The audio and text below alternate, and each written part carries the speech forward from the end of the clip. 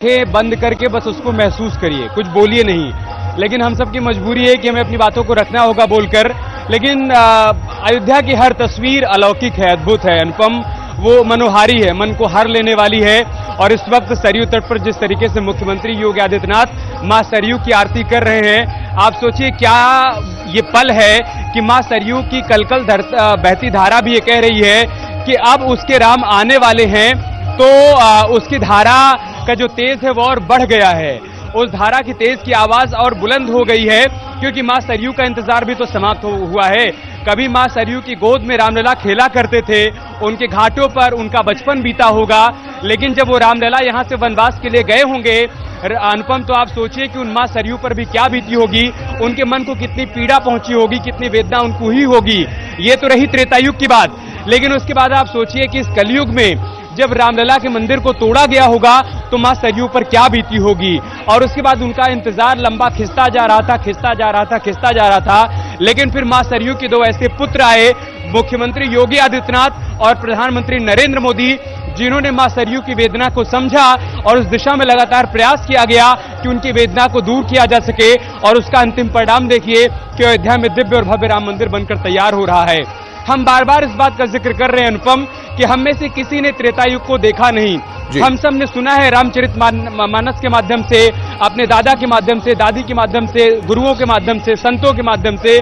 लेकिन यहां हम त्रेतायुग को देख पा रहे हैं, उसको महसूस कर पा रहे हैं, अपनी आंखों से हम उसके साक्षी बन पा रहे हैं। हम महसूस कर पा रहे हैं कि अयोध्या के लोगों ने क्या महसूस किया होगा जब 14 बरस के वनवास के बाद मर्यादा पुरुषोत्तम श्री राम अयोध्या लौटे होंगे। आज कुछ वैसा ही महसूस कर रहे हैं अयोध्यावासी, और अयोध्या में आने वाला हर नागरिक, हर श्रद्धालु, हर आम नागरिक को महसूस कर रहा है।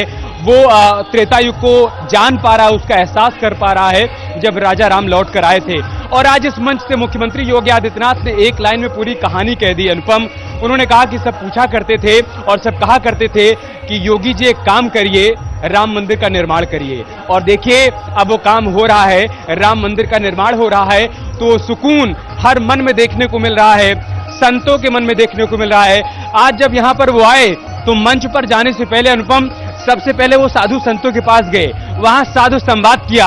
एक साधु के मन में क्या चल रहा है इस दीपोत्सव को लेकर, दिव्य और भव्य राम मंदिर को लेकर, उसको उन्होंने जानने और समझने की कोशिश की।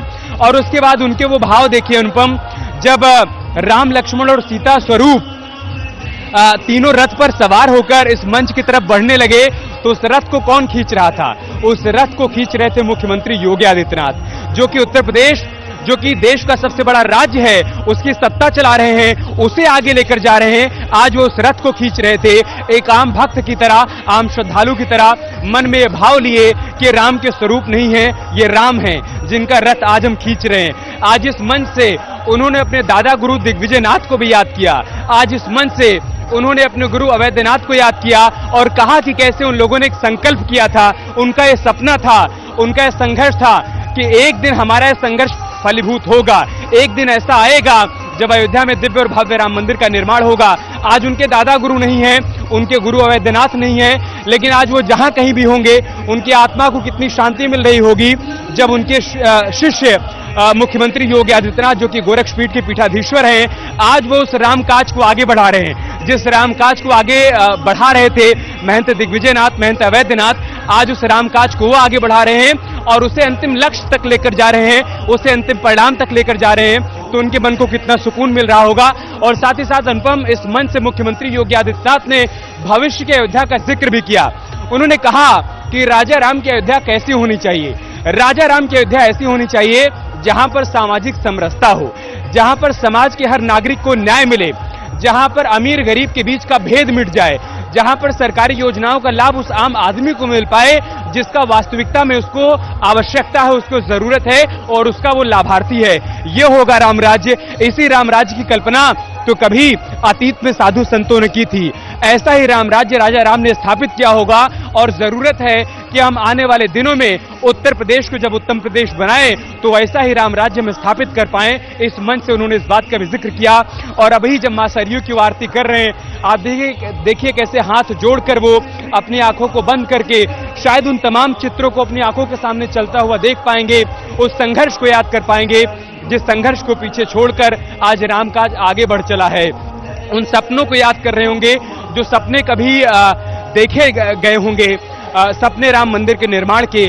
आज वो सब कुछ इन आंखों के सामने चल रहा होगा, दिल में सुकून होगा, ठंडक होगी और मन द्रवित भी होगा। मन का द्रवित हो जाना बहुत स्वाभाविक है।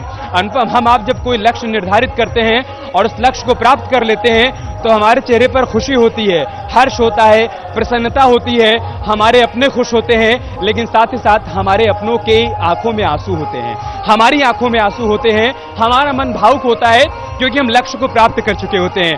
आप सोचिए कि आज जिस लक्ष्य को हमने प्राप्त किया है, क्या ये इतना आसान था? क्या अनुपम, लंबे समय से आप पत्रकारिता कर रहे हैं, आप रिपोर्टिंग कर रहे हैं, आपने देखा है उस यात्रा को कि कैसे राम मंदिर के मामले को अटकाने भटकाने लटकाने का प्रयास किया गया, राम भक्तों के इंतजार को और लंबा किया गया, उस सपने को राम भक्तों से दूर किया गया जिस सपने में राम भक्त जिया करते थे, बिल्कुल जिस सपने को रात दिन वो बुना करते थे, और जब उस लक्ष्य को प्राप्त कर लिया जाए तो मनोभाव का द्रवित हो जाना बहुत स्वाभाविक है, जो इस वक्त मुख्यमंत्री योगी आदित्यनाथ के चेहरे पर देख पा रहे हैं। बिल्कुल, और जाहिर तौर पर अमित, आप उस पल के गवाह बन रहे हैं, साक्षी बन रहे हैं। ये अपने आप में एक दिव्य, और मैं कहूंगा इस बात को कि हम सब लोग जो अपनी आंखों से, चाहे मैं यहां स्टूडियो से, चाहे आप वहां अयोध्या में, या तमाम करोड़ों दर्शक हमारे जो न्यूज 18 उत्तर प्रदेश उत्तराखंड लगातार देखते हैं, जिनका भरोसा है न्यूज 18 पर, वो तमाम दर्शक भी अपने घरों पर ये तस्वीरें देखकर अपने आप में एक गर्व महसूस कर रहे होंगे। और जाहिर तौर पर यह गर्व होना भी चाहिए, क्योंकि ये जो नजारे हैं, ये जो अयोध्या की दीपोत्सव की तस्वीरें हैं, ये इस बात को बताती हैं कि देखिए किस तरीके से एक अद्भुत, एक अलौकिक, एक पूरा एक संसार है, और उस संसार में हम सब हैं, और हम सब उसमें एक नाव की तरह हैं, जो कभी इधर तो कभी उधर। लेकिन अमित, सबसे पहली बात महत्वपूर्ण यह है कि आप उस पल को देख रहे हैं, उस पल के साक्षी बन रहे हैं। दुल्हन की तरह पूरी अयोध्या नगरी सजी हुई है, सरयू आरती की तस्वीरें भी हम लगातार दिखा रहे थे। सबसे महत्वपूर्ण बात यह है कि जो भाव होता है, वो भाव ऐसा नहीं है कि सिर्फ व्यक्ति विशेष के अंदर कहीं मौजूद रहकर, कहीं बाहर रहकर, जो भगवान राम का भक्त है और भगवान राम की भक्ति करता है, वो इन तस्वीरों को देखकर कहीं भी मनमोहित हो सकता है। कोई दो राय नहीं अनुपम, कोई दो राय नहीं। मैं आपको एक घटना का जिक्र करते हुए बताता हूं कि राम भक्ति का भाव होता क्या है।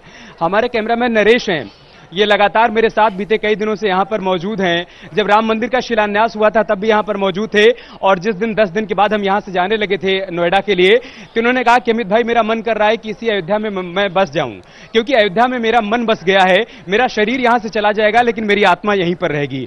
और इस बार जब हम आए हैं इस दीपोत्सव को कवर करने के लिए, अभी कल सुबह सुबह जब हम रामलला के दर्शन करने के लिए गए अस्थायी मंदिर में जहां पर रामलला विराजमान है, वहां पर मैं हाथ जोड़े खड़ा था, मेरे पास में नरेश भाई हाथ जोड़कर खड़े थे, और जब मैंने देखा पलटकर तो इनकी आंखों में आंसू थे।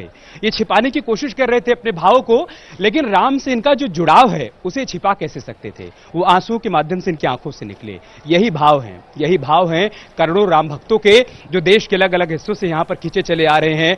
वो कह रहे हैं कि हम इस पल का साक्षी बनना चाहते हैं, इस पल का गवाह बनना चाहते हैं जब हमारे रामलला के दुख दूर हो रहे हैं। दुख कैसे? आप समझिए इसको अनुपम, कि हम सभी लोग कई वर्षों से दिवाली मनाते चले आए हैं। जब से हमारा जन्म हुआ है हमने देखा कि दिवाली पर कैसे घर में रौनक होती है, कैसी खुशियां होती हैं। लेकिन आप सोचिए कि रामलला टाट में हुआ करते थे, रामलला टाट में हुआ करते थे। अयोध्या वासियों के मन में क्या बीतती रही होगी, यहां साधु संतों के मन में क्या बीतती रही होगी, राम भक्तों के मन में क्या बीतती रही होगी, क्या गुजरती होगी उनके ऊपर, जब वो देखते होंगे कि हर तरफ दिए जल रहे हैं और हमारे रामलला, जिनके लिए कभी त्रेता युग में दिवाली मनाई गई थी, वो टेंट में है। लेकिन आज उनको पता है कि ये दीपोत्सव बता रहा है कि वो दुख दूर हो गए हैं, रामलला के भी, राम भक्तों की भी। वो अपनी आंखों से राम मंदिर को बनता हुआ देख पा रहे हैं। जब वहां आ रहे हैं तो रामलला के दर्शन से पहले उस प्रांगण में खड़े होकर वो कई मिनटों तक उस मंदिर को निहार रहे हैं, उसकी खूबसूरती को देख रहे हैं, कई बार अपनी आंखों को बंद भी कर ले रहे हैं। वो चाहते हैं कि वो जो नजारे उनकी आंखों के सामने उनको दिख रहे हैं दिव्य और भव्य राम मंदिर के, उसकी अपनी आंखों में उसको वो कैद करके यहां से लेकर जाएं, ताकि जब कभी भी अपनी आंखें बंद करें, जहां कहीं पर भी रहें, अपने घर में रहे, दुनिया के किसी हिस्से में रहें, तो उनको आंख बंद करते ही वो दिव्य और भव्य राम मंदिर नजर आए। अमित, मैं रोकूंगा आपको। ये भाव है अनुपम। मुख्यमंत्री योगी आदित्यनाथ की तस्वीरें इस वक्त हमारे पास आ रही हैं, दीप जलाते हुए यहां पर तस्वीरें हम दर्शकों को दिखा रहे हैं किस तरीके से दीपोत्सव की संध्या का यहां पर शुभारंभ करते हुए मुख्यमंत्री। ये तस्वीरें अलग अलग देशों से भी लोग यहां पर पहुंचे हुए हैं, ये तस्वीरें हम दिखा रहे हैं। उत्तर प्रदेश के मुख्यमंत्री योगी आदित्यनाथ की आप तस्वीरें देख रहे हैं इस वक्त स्क्रीन पर, किस तरीके से दीपोत्सव संध्या की वो शुरुआत यहां पर करते हुए ये तस्वीरें हम आपकी स्क्रीन पर आपको दिखा रहे हैं। उत्तर प्रदेश के मुख्यमंत्री योगी आदित्यनाथ यहां पर दीपोत्सव संध्या की शुरुआत करते हुए वो तस्वीरें आप स्क्रीन पर देख रहे हैं इस वक्त। दीपोत्सव संध्या की तस्वीरें इस वक्त हम आपकी स्क्रीन पर आपको दिखा रहे हैं। आप देख रहे हैं दीपोत्सव संध्या की तस्वीरें इस वक्त आपकी स्क्रीन पर, किस तरीके से ये कार्यक्रम यहां पर अयोध्या में जिस तरीके से हो रहा है, जिस तरीके से दीप जलाए गए हैं, जिस तरीके से 21 लाख दियों का रिकॉर्ड यहां पर बन रहा है। उत्तर प्रदेश के मुख्यमंत्री योगी आदित्यनाथ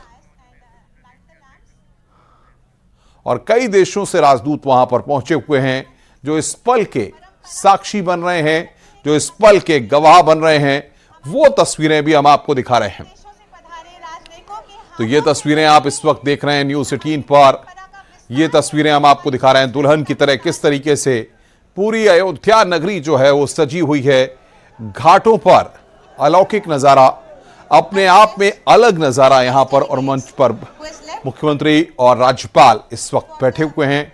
दिव्य दीपोत्सव है ये श्री राम का, जिसके हर कोई, हर हम और आप भी घरों में भले ही बैठे हैं, मैं आज स्टूडियो में भले ही हूं, लेकिन हम सब भी इस पल के साक्षी बन रहे हैं। अमित के पास एक बार फिर रुख करेंगे। अमित, जाहिर तौर पर सबने मंगल गाए हैं और अवध में राम आए हैं, लेकिन सबसे बड़ी बात यह है कि अगर हम धार्मिक कार्यक्रमों को देखें, अगर हम डिवोशनल प्लेसेस को देखें, तो अयोध्या को जो वास्तविकता में चाहिए था, या अयोध्या जिसकी हकदार थी, अब कह सकते हैं कि अयोध्या को वो मिल गया।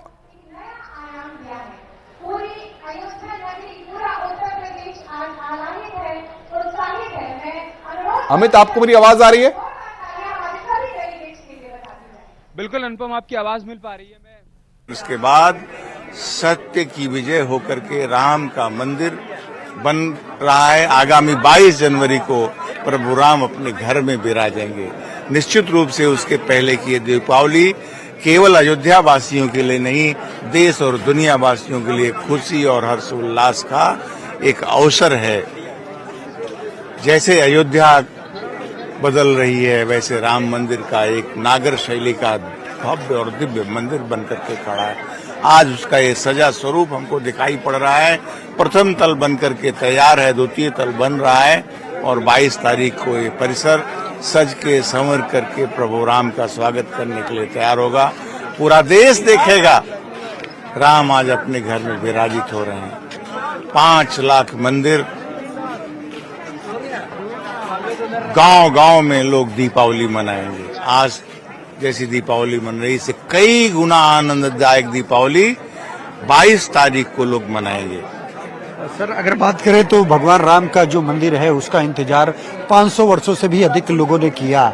ऐसे में जो करोड़ों राम भक्त हैं देश दुनिया में, वो ये भी जानना चाहते हैं कि इस राम मंदिर जब ये बनकर तैयार होगा तो इसका स्वरूप क्या होगा, कितना बड़ा और भव्य होगा। ये तो बहुत बार बताया गया, 3 मंजिला है, 5 गुंबदों वाला है जिसमें, और 70 एकड़ के अंदर इसका परिसर है। 8 एकड़ में मंदिर और परकोटा है। पूरा पिलग्रिम फैसिलिटी सेंटर लेकर के 18 एकड़ में स्थित है। यात्री सुविधा केंद्र हो, सब कुछ मिलाकर के 18 एकड़ का प्रथम फेज बन करके तैयार हो रहा है। 70 एकड़ का विकास होना है, वो दिसंबर तक संपूर्ण हो जाएगा और देखने लायक परिसर तैयार होगा। तो जैसा कि आपने सुना, ये थे राम जन्मभूमि ट्रस्ट के सदस्य डॉक्टर रेणु मिश्रा, जिनका कहना है कि जो दीपोत्सव और दीपावली आज आपको देखने को मिल रही है, वही दीपोत्सव और दीपावली आगामी 22 जनवरी 2024 को भी देखने को मिलेगी, जब भगवान राम टाट से निकलकर इस दिव्य और भव्य मंदिर में विराजमान होते हुए नजर आएंगे। कैमरामैन अनिल मौर्य के साथ राजीव प्रताप सिंह, न्यूज़ 18 अयोध्या। तो अयोध्या की बात हो रही है और लगातार रिएक्शंस भी हमारे पास आ रहे हैं। अमित गर्ग शुक्ला ग्राउंड जीरो पर अयोध्या से लगातार मेगा कवरेज कर रहे हैं, कई घंटे से लगातार नॉन स्टॉप अयोध्या से वहां पर लगातार रिपोर्टिंग कर रहे हैं। अमित के पास एक बार फिर रुक करते हैं। अमित, मेरा सवाल था, आपके पास आवाज गई थी लेकिन बीच में कुछ रिएक्शंस आ गए थे तो उन्हें हम सुनवा रहे थे। सबसे महत्वपूर्ण यह है कि अगर हम अयोध्या की बात करते हैं तो इस अयोध्या शब्द में ही यह है कि अयोध्या जिसकी हकदार थी, आज इन तस्वीरों को देख करके, आज अयोध्या के विकास को देख करके, आज राम मंदिर के निर्माण को देख करके ये कह सकते हैं कि अयोध्या को जो चाहिए था, अयोध्या जो डिजर्व करती थी, अयोध्या जिसकी हकदार थी, वो अयोध्या को मिल गया। कोई दो राय नहीं अनुपम इसमें कि अयोध्या जिसकी हकदार थी अयोध्या को मिल गया। और यहाँ के लोगों का भाव बताओ अनुपम, यहाँ के लोग अयोध्या नहीं कहते हैं, अयोध्या जी कहते हैं, ये उनके भाव हैं। तो अयोध्या जी के लिए तो जितना किया जब वो कम ही है, लेकिन हाँ ये बात सही है कि अयोध्या जिसकी हकदार थी अयोध्या को नहीं मिल पा रहा था। बार बार इस बात का हम जिक्र कर रहे हैं कि अयोध्या को कभी विवाद के लिए जाना गया, हमेशा जिस मंच से अयोध्या का जिक्र होता था, जिक्र विवाद का होता था। आज की अयोध्या विकास के लिए जानी जा रही है। आज की अयोध्या में चौमुखी विकास हो रहा है, चाहे यहाँ के हम एयरपोर्ट की बात कर लें, रेलवे स्टेशन की बात कर लें, यहाँ की सड़कों की बात कर लें, दिव्य और भव्य राम मंदिर की बात कर लें, राम की पैड़ी की बात कर लें, सरयू घाटों की बात कर लें, यहाँ शहर के भीतर जो सड़कें हैं उनकी बात कर लें, भक्ति पथ की बात कर लें, राम पथ की बात कर लें। हर तरफ आपको यहां पर विकास की नई बयार बहती हुई दिखाई देगी और अयोध्या इन सब की हकदार थी, क्योंकि अयोध्या आदि अनादि काल से है वो शहर जहां पर मर्यादा पुरुषोत्तम श्री राम ने जन्म लिया हो। अगर उसका विकास ना हो तो आप सोचिए कि हमारे लिए कितनी कष्ट की बात रही होगी।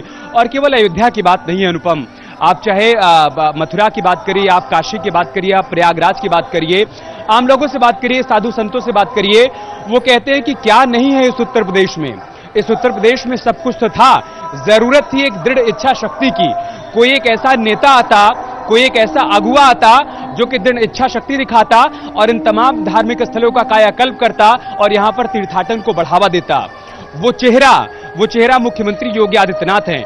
बिल्कुल अमित, लेजर शो की शुरुआत भी वहां पर हो गई है, वो तस्वीरें भी हमारे पास आ रही है। मैं रोकूंगा आपको एक बार लेजर